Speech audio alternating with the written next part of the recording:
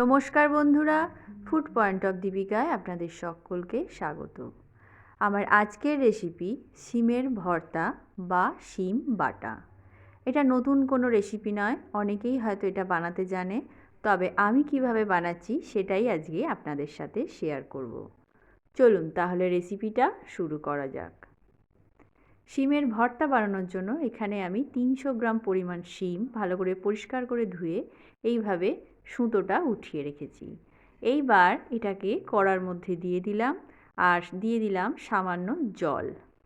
জলটা পরিমাপ করে দিতে হবে, জলটা একদমই ফেলবো না, পুরো জলটাকেই শুকিয়ে নেব। এইবার এটাকে ঢেকে আমি 2 থেকে 3 মিনিটের জন্য কুক করে নেব। ফিরে আসছি 3 মিনিট পর। 3 মিনিট পর একটু চেক করে দেখে নেব সিমটা আমার ঠিকঠাক সেদ্ধ হয়েছে কিনা। দেখুন জলটাও প্রায় শুকিয়ে গেছে। এই অবস্থায় গ্যাসের ফ্লেমটাকে অফ করে আমি এটাকে ঠান্ডা হতে দেব।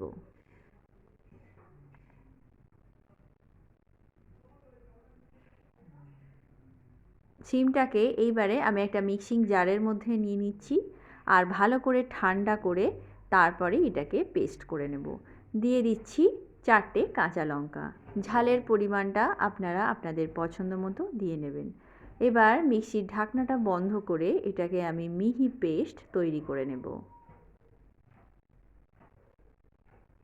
অপর দিকে গ্যাসের ওপর কড়াই বসিয়ে তার মধ্যে 4 টেবিল চামচ সর্ষের তেল দিয়ে দিয়েছি 3টে শুকনো লঙ্কা। লঙ্কাটাকে একটু ফাটিয়ে দিয়ে দিয়েছি। লঙ্কাটা আমার ভাজা হয়ে গেছে। এইবার কড়াই থেকে উঠিয়ে নিয়ে এই একই তেলের মধ্যে দিয়ে দেব 2টো মিডিয়াম সাইজের কুচি করে রাখা পেঁয়াজ। পেঁয়াজটাকে একটু হাত দিয়ে ভেঙে দিয়ে দিলাম। এরপর হালকা ব্রাউন করে ভেজে নেব।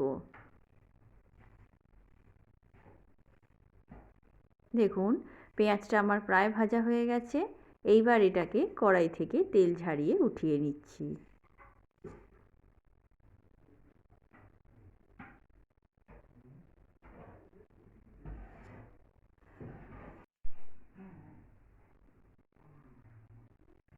পেঁয়াজটা আমি উঠিয়ে নিয়েছি। এইবার এই একই কড়ার মধ্যে দিয়ে দেব 7 থেকে 8টা রসুনকে থেঁতো করে নিয়েছি। সেই থেঁতো রসুনটা এর মধ্যে দিয়ে দিলাম।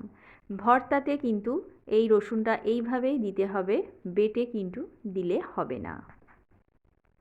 রসুনটাকে একটু ফ্রাই করে এর মধ্যে যে লঙ্কাগুলো আমি ভেজে রেখেছিলাম তার থেকে একটা লঙ্কা আমি রসুনের মধ্যে দিয়ে দিলাম, দিয়ে একটু ভালো করে ভেজে নেব।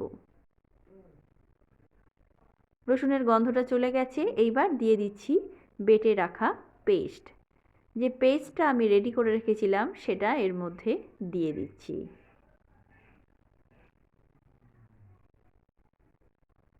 এইবার এটাকে খুব ভালো করে নাড়াচাড়া করে নেব। পেস্টটা আমার এখনও সম্পূর্ণ দেওয়া হয়নি, বাকি পেস্টটাও আমি অ্যাড করে দিয়েছি। আর মিক্সির জারটা ধুয়ে একটু জল এর মধ্যে দিয়ে দিলাম। এইবার সমস্ত পেস্টটাকে খুব ভালো করে কষিয়ে জলটাকে শুকিয়ে নিতে হবে। ভর্তাতে তেলটা একটু বেশি লাগে, তবে আপনারা চাইলে কম তেলেও করতে পারেন, তবে বেশি তেলে করলে টেস্টটা একটু ভালো হয়। এইবার দিয়ে দিচ্ছি স্বাদ অনুযায়ী লবণ, আর টেস্টটাকে ব্যালেন্স করার জন্য দিয়ে দিচ্ছি 4 ভাগের 1 ভাগ চিনি। শিম এমনিতেই মিষ্টি হয়, চিনিটা না দিলেও চলে, তবে একটু টেস্টটাকে ব্যালেন্স করার জন্য আমি দিয়ে দিলাম। এইবার খুব ভালো করে নাড়াচাড়া করতে করতে আমি শিমটাকে শুকিয়ে নেব।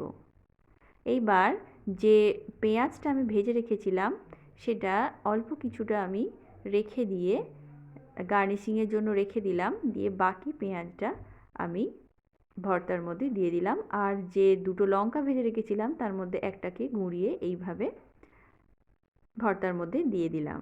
এইবার খুব ভালো করে নাড়াচাড়া করে আরেকটু শুকিয়ে নিলেই একদম রেডি হয়ে গেল আমাদের ভর্তা রেসিপি। গরম গরম ভাতের সঙ্গে দুর্দান্ত একটা ডিশ। আপনারা বাড়িতে অবশ্যই করে একবার ট্রাই করে দেখবেন। ভালো লাগলে লাইক, শেয়ার ও কমেন্ট করতে ভুলবেন না। আর আমার চ্যানেলে নতুন বন্ধু হয়ে থাকলে চ্যানেলটা সাবস্ক্রাইব করার অনুরোধ রইল। তো আজকের মতো এই পর্যন্তই। আবার দেখা হবে অন্য কোনো রেসিপি নিয়ে। ততক্ষণের জন্য নমস্কার।